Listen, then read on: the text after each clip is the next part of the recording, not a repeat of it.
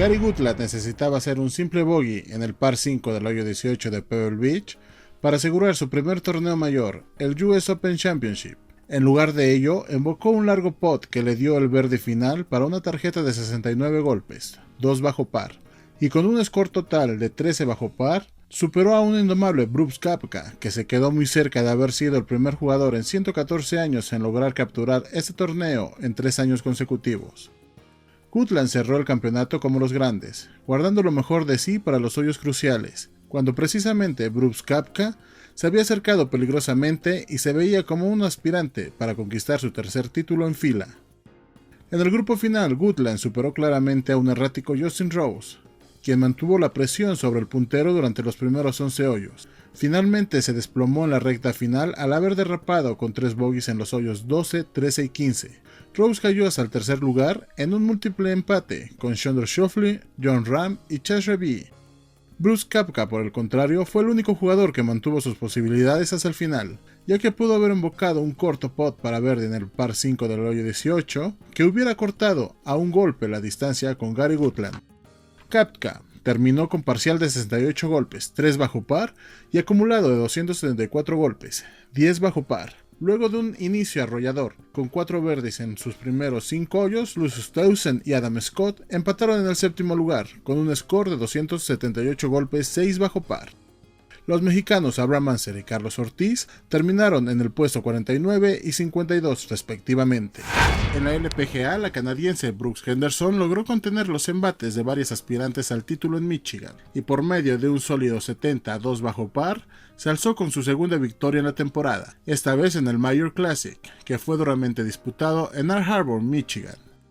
Nasa Hataoka, Sue Ho, Lexi Thompson y Brittany Altomar se enrecharon en grande en los hoyos finales, y las 4 llegaron a terminar en 20 bajo par, un hecho que le inyectó alta dosis de dramatismo a la ronda de final del torneo.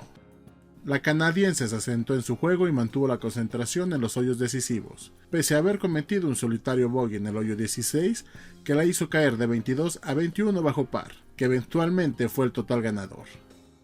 Hataoka cerró con 65 golpes por 66 de Ho y sendos 68 de Thompson y Altomar. La victoria de Brooks Henderson, además, impuso una nueva marca como la jugadora de Canadá con más títulos en la LPGA, habiendo superado las 8 victorias que obtuvo en su carrera la extraordinaria Sandra Post.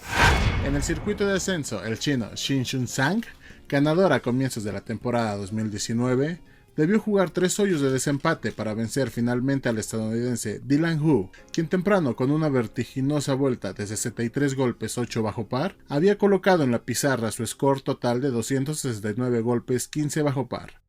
Los jugadores que venían terminando en los grupos finales ya sabían que debían superar ese registro y fue solamente el chino Xinxun Zhang quien se inspiró en los hoyos finales para darle alcance y forzar la muerte súbita que finalmente decidió el torneo a su favor. Zhang, quien anotó una ronda final de 66 golpes para alcanzar el 15 bajo par de Hu, llegó embalado al desempate y luego de 3 hoyos logró acertar el birdie ganador, que le significó su segundo título en el año, y el desplazar a Robin Shelton como líder de la lista de ganancias.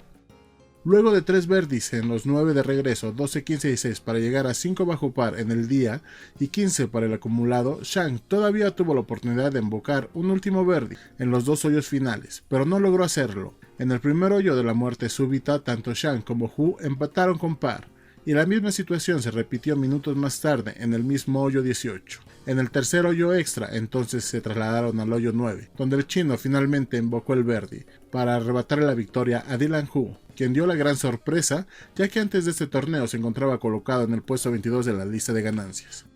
Con este subcampeonato, el de Estados Unidos dio un tremendo salto hasta el lugar 55. El colombiano Nicolás Echeverría disparó una ronda final de 68 golpes y empató el lugar 21 con 265 golpes 9 bajo par. Un poco más atrás finalizó el mexicano Armand Favela en el puesto número 52.